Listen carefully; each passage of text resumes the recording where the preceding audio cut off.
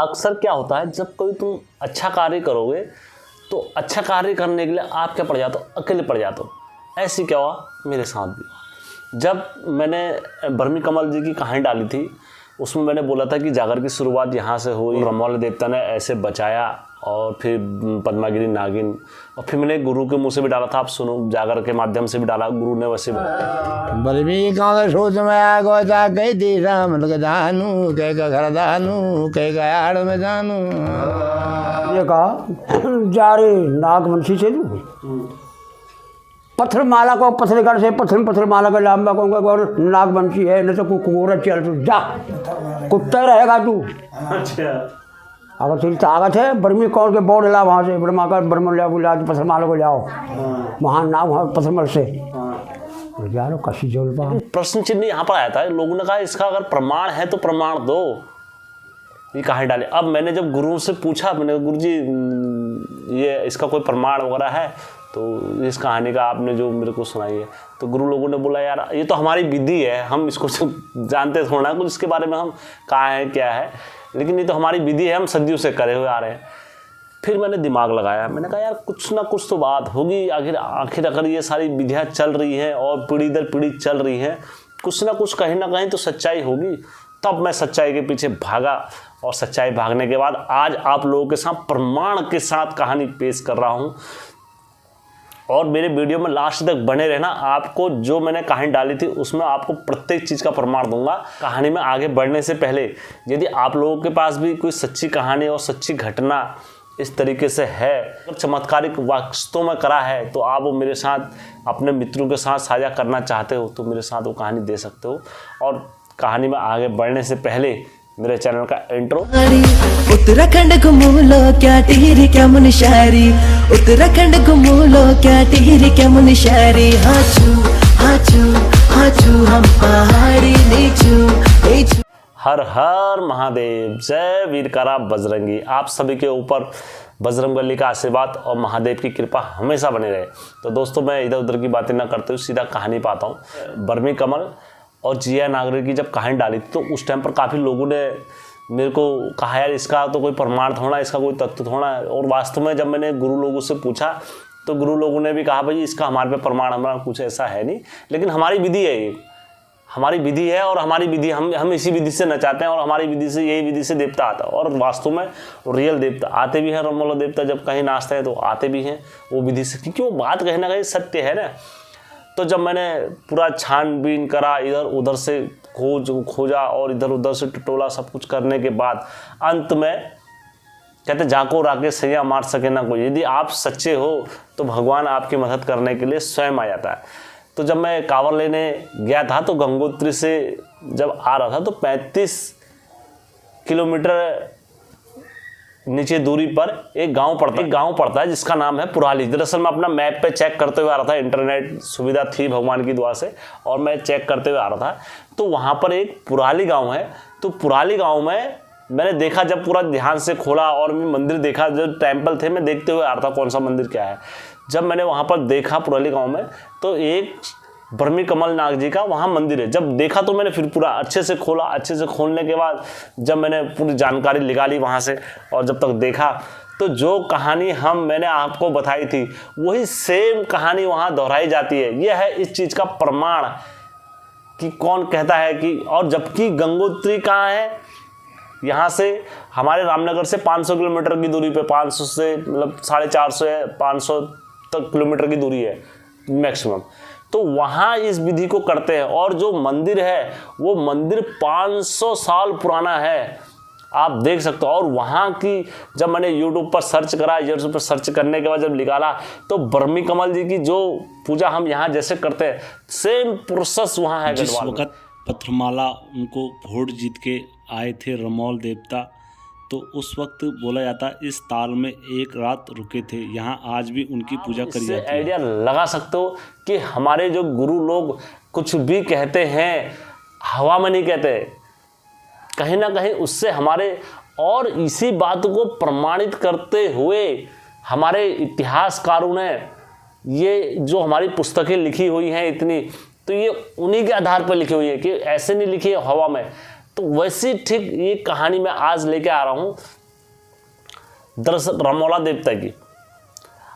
रमौल देवता का जो इतिहास है, दरअसल जो हमारे उत्तराखंड की वीर गाथाओं जो किताबों में है, इसका लिखित और कहीं पर प्रमाण ऐसे नहीं मिलता कि उल्लेख कोई प्रमाणित सिद्ध कर दे कि ये ऐसा हुआ है, कोई नहीं करता, कहीं पर कोई लिखा हुआ नहीं। लेकिन हमारी उत्तराखंड की वीर गाथाओं में अगर कहीं प्रथम अगर किसी का स्थान आता है तो वो रमौल देवता का आता है। अगर आप कहीं पे कोई गुरु अगर चाल भी लगाते हैं तो निरंकार की जब चाल लगती है तो उसमें रमौल देवता की रासा भी जरूर लगता है। आप मतलब गुरु से पूछ लेना, अगर आपको लग रहा होगा कि हेम ऐसी बोल रहा है, मिथ्या बोल रहा है, तो आप वो गुरु से पूछ सकते हो रमौल देवता के बारे में। लिखित स्थान नहीं है, लेकिन ये गुरु शिष्य संवाद पे चलते हुए आए। जैसे मेरे गुरु ने मेरे को दी, आपके गुरु ने किसी को दी, तो ये दर पीढ़ी इसका ट्रांसलेशन होता रहा और ये पीढ़ियों में चलता रहा। और देवता अपने इसी विधि से आते हैं, कोई और विधि से नहीं आते हैं। कोई बोलते कि और विधि से आ रहे हैं, दूसरी विधि से नहीं, आपको यही विधियों का रास्ता लगाना पड़ेगा, तब जाके देवता आएंगे, रमौल देवता। तो ये पीढ़ी दर पीढ़ी संवाद के कारण चलते रहा है। मेरे नज़रों में हमेशा वो सम्मान के पात्र हैं, हर हमेशा, जिन्होंने उत्तराखंड की बिखरे हुए उत्तराखंड को हर हमेशा उत्तराखंड के बिखरे हुए इतिहास को एक सांचे में लाके रखने का प्रयास करा है। वो व्यक्ति मेरे लिए हर कोई सम्मान का पात्र है। चाहे वो YouTube के माध्यम से कोई कहानी बना रहा है, चाहे कोई कुछ भी कर रहा है, तो मैं प्रत्येक का सम्मान करता हूँ। मेरे नज़र में प्रत्येक को सम्मान का पात्र है।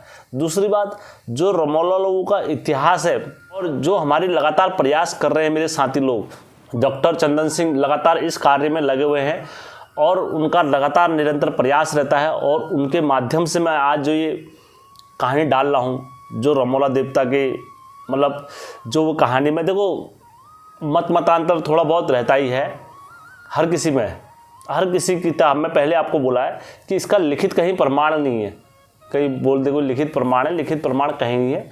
लेकिन मतांतर इनने सुझाव दिया अपना। बहुत सारे लोग बोलते हैं, जैसे अभी मैंने बीच में माता सुरखंडा जी की कहानी डाली थी, तो उसमें बहुत सारे लोगों ने बोला कि मैं पता नहीं है, ये पता नहीं है, वो पता नहीं, बहस करने के लिए मतलब एक से एक धुरंधर आ गए। क्योंकि आपको पता है मैं अक्सर बहस करता नहीं, तो उस टाइम पर मैंने इन लोगों से बोला, मैंने कहा आपको बात करनी है तो मेरे से पर्सनली इस पर बात करिए। और यदि लगता है, मैं जब भी कोई कहानी बनाता हूँ तो उसमें ज़रूर बोलता हूँ कि मैंने जो बोला है वो कभी सत्य की श्रेणी पर नहीं रख सकते हैं। हाँ, इसमें अगर आपको लगता है मुझसे कहीं टूटी रह गई है, मुझसे कहीं पर कमी रह गई है, तो आप मुझसे बात कर सकते हैं और बात करने पर इसका हम समाधान निकालेंगे। ना कि ये नहीं कि हम मैंने जो बोल दिया उसमें से मेरे से बोला इन्होंने कि तुम्हारी एक दो बातें हमें अच्छी नहीं लगी, जो मैंने बोला था पेट में दर्द वाली और इस टाइप से, तो मैंने इनके आग्रह पे, देखो हमारा उद्देश्य कहीं पर ये करना नहीं, किसी की आस्था को ठेस पहुंचाना नहीं है। अगर आप मानते हो जिस आस्था को, आप मानिए। और हमारा उद्देश्य केवल यह है कि उत्तराखंड की संस्कृति को आगे बढ़ा। कहा कि ये मैंने अपना फेसबुक नंबर और सब कुछ दिया, मैंने कहा आप इस पर आके मुझसे बात कर सकते हैं। लेकिन किसी ने बात करना उचित नहीं समझा, लेकिन बहस करना बहुत उचित समझा कि यार नहीं, हम ये है, तुम्हें ज्ञान नहीं है, वो नहीं है। मैंने बोला अगर आपको ज्ञान है, सब कुछ है, तो आप मुझे बताइए, क्योंकि हम सीखने के लिए हर हमेशा तात्पर्य है। और मैं ज़रूर अपने वीडियो में, ऐसा नहीं कि मैंने इन लोगों ने बोला बिगर बात करे ही मैंने वो वीडियो का समाधान करके और वो एडिटिंग मतलब दोबारा करके मैंने इन लोगों के कहने पर वीडियो में संशोधन करा। क्योंकि हमारा उद्देश्य केवल क्या है, विवाद करना नहीं है। हमारा उद्देश्य उत्तराखंड की संस्कृति, और उसमें जब आप थोड़ा सहयोग दोगे, थोड़ा हम, तब जाके हम उत्तराखंड के साथ कुमाऊं में बहुत कम लोग जानते हैं और गढ़वाल में तो चलो सब जगह जानते हैं, लेकिन बहुत जगह दूर दूर तक गढ़वाल फैला हुआ है, तो आधे से उधर नहीं जानते। तो मेरे अपने चैनल के माध्यम से हो सकता है मैंने गलत जानकारी दे दी हो, लेकिन मैंने जो भी दिया है वो प्रमाणों और इतिहासकारों के आधार पर दिया है। लेकिन सही है, आप लोगों ने उस चीज़ को नहीं सुना या कुछ हुआ हो मिस्टेक बाय मिस्टेक, क्योंकि मैंने दूसरा पार्ट भी जब बनाया था सुरखंडा माता का, तो उसमें भी मैंने दिया हुआ था। तो आप देख सकते हो कि हमारा उद्देश्य क्या है, उत्तराखंड की संस्कृति को आगे बढ़ाना है, ना कि उसमें कोई विवाद करना। तो वैसे ही चंदन सिंह ने, जब मैंने रमौला देवता की कहानी डाली, तो इन्होंने कहा हिमदा हमारी तरफ से रमौल देवता की किताब जो है और हमारे यहाँ से ये मिली है, तो आप इसको भी डालो, ये आपकी विधि है, बहुत अच्छी है, लेकिन इस विधि के तौर पे भी दिया गया है, तो हमारी विधि भी ज़रा डालो। तो मैंने इनकी विधि पकड़ी और वो विधि के आधार पर मैं लेके आ रहा हूँ। दरअसल जो ये किताब जो भी मैं लेके आ रहा हूँ, जो भी मैं बोल रहा हूँ, ये किताबों के आधार पर बोलूँगा। और ये किताब जो लिखी हुई है, दरअसल 3-4 किताबों में इसका उल्लेख मिलता है। एक किताब लिखी डॉक्टर त्रिलोकचंद पांडे जी ने लिखी हुई है। इन्होंने अपनी किताब में इसका पूरा रमोलाओं का इतिहास मिलता है, रमोला देवताओं का। डॉक्टर कृष्णानंद जोशी जी ने भी जो किताब लिखी हुई है, उसमें भी इसका उल्लेख मिलता है, रमोला देवताओं का उल्लेख मिलता है। थोड़ा मतांतर इसमें भी है। और तीसरा जो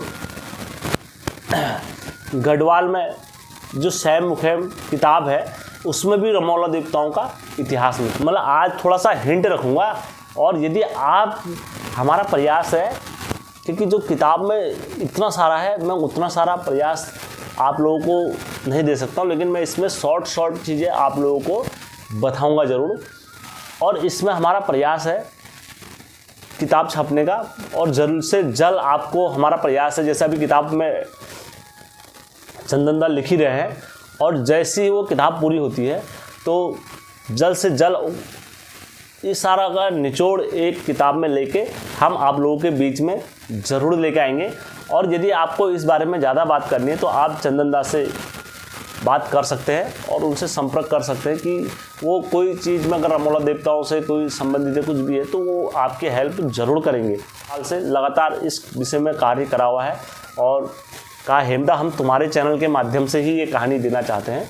तो मुझे भी बड़ी खुशी हुई है क्योंकि उन्होंने इसमें लगातार मेहनत करी हुई है और मैं आज उनके कहानी को अपने चैनल के माध्यम से डाल रहा हूँ। आप चाहो तो देख सकते हो कि हेम ऐसा नहीं कि अपने मन से बोल रहा, उनका लिखा हुआ नोट्स भी मैं आपको दिखा सकता हूँ। तो दोस्तों मैं इधर उधर की बातें ना करते हुए सीधा कहानी पर आता हूँ। और यदि इस किताब के बारे में और इस जानकारी के बारे में जो कोई भी भाई जानना चाहता है तो वो मेरे कमेंट बॉक्स में लगातार भर दे, और चाहे तो चंदनदा को कॉल भी कर सकता है, मैं आपको कॉन्टैक्ट नंबर भी देता हूँ, तो आप लगातार ये कहानी की रिक्वेस्ट कर सकते हैं। तो वो मेरे चैनल पे अवश्य आज मतलब पूरी कहानी हम डालेंगे अपने चैनल पर भी, ठीक है। जैसे लोगों की जिज्ञासा होगी हम उसी हिसाब से कहानी डालेंगे। ये किताबें आपको कहीं नहीं मिल सकती है क्योंकि ये किताबें और ये पुस्तकें जानने के लिए हम लोगों ने बहुत मेहनत और लगातार दिन रात प्रयास करके तब ये गुरुओं से कैसे ना कैसे करके हमें मिली है, और वही किताब हम आप लोगों के बीच में छापने के बाद ज़रूर देंगे। आपको आता है जब द्वापर युग में जब श्री कृष्ण जी का राज था द्वारिका में, तो उनकी जब बहन थी, श्री कृष्ण की जो बहन थी, तो उनका विवाह जब अर्जुन के साथ हुआ तो उस वक्त बोला जाता है श्री कृष्ण भगवान ने पांडवों के लिए, ये क्योंकि राज्य विहीन हो गए थे, तो इनके लिए एक महल बनाया था। और वो महल की खासियत थी कि कोई उस महल में जो कोई भी दुर्विचार से आता था तो वो मतलब उनके, अगर मैं चोरी की भावना से आऊँगा जहाँ पर दीवार होगी तो मुझे दीवार नहीं दिखाई देगी, तो इस टाइप से बनाया था, आप देख लेना मतलब उसमें। तो वहाँ पर पांडवों ने अपना राज करा था। तो बोला जाता है वो नगरी धाराकोट नगर नाम से प्रसिद्ध हुई, धारा नगर कोट। तो उसमें जो पांडवों की जो वजीर की नौकरी करा करते थे, तो यह रमोला देवता के कुल से करा करते थे। उसमें जो कुल के लोग थे, जैसे मैं आज आपके कुल तक ही लोगों को दिखाऊंगा कि इतने कुल के लोगों ने उनके वहाँ नौकरी करी हुई है। और उसके बाद फिर रमोला देवता की जन्म की कहानी और कैसे क्या हुआ, ये नेक्स्ट पार्ट में मैं बाद में रमोला देवता की सीरीज पूरी लेके आऊँगा किताबों के आधार पर। सबसे पहले जो वजीर की जो नौकरी करी, जो सबसे पहले वो करी जगदी पवार। जगदी पवार के बाद जो दूसरे नंबर पर नौकरी करी वजीर की, वो करी शक्ति पवार। शक्ति पवार के बाद जो नौकरी करी महमंता पवार।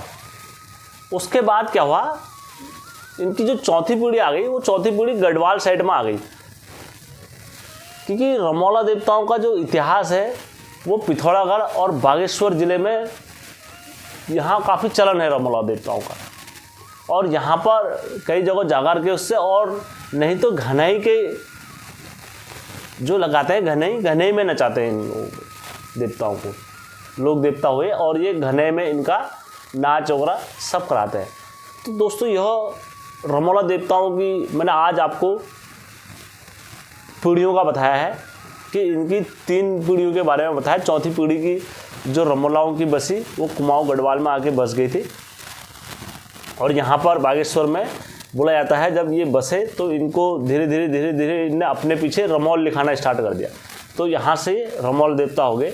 अब मैं अगले बार बताऊँगा कि कैसे श्री कृष्ण भगवान की इनने मदद करी, और श्री कृष्ण भगवान इनके पास मदद के लिए आते हैं, और श्री कृष्ण भगवान को भी इन लोगों ने कैसे तारा, क्योंकि ये बहुत पुरानी राज है। ये अगर खुलते हैं तो कहीं ना कहीं हमारे आप लोगों का दायित्व भी बनता है कि उत्तराखंड की चीज़ों को आगे बढ़ाने का, क्योंकि ये सारी चीज़ें बर्बलिक नहीं बोली जाती है, क्योंकि हमारे इतिहासकारों ने जो लिखा हुआ है तो हम उसी के आधार पर बोलेंगे।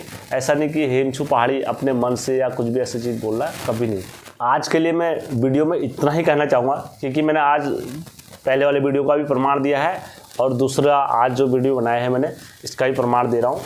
और अधिक जानकारी जानने के लिए चाहते हो कि यार इसकी कहानी हम सुने, तो आप मेरे वीडियो को शेयर करें और लगातार लोगों के पास पहुँचाएँ, तो मैं फिर रमौला देवता का पूरा मतलब इतिहास डालूँगा कि कहाँ से कैसे इनका जन्म हुआ, कैसे ये आए, उत्तराखंड में कैसे प्रचलित हुए। तो धीरे धीरे मैं आपको पूरा, क्योंकि मैंने एक फंगा पहले डाल दिया है रमौला देवता के 7 अध्याय मैंने डाले हुए हैं, और दूसरा अध्याय फिर से मैं दोबारा ये दूसरी विधि से रमौला देवता की उठाऊँगा। तो दोस्तों अगर आप इस कार्य में हमारा साथ देना चाहते हो तो मेरे चैनल को लाइक, सब्सक्राइब और शेयर जरूर करें दोस्तों। धन्यवाद।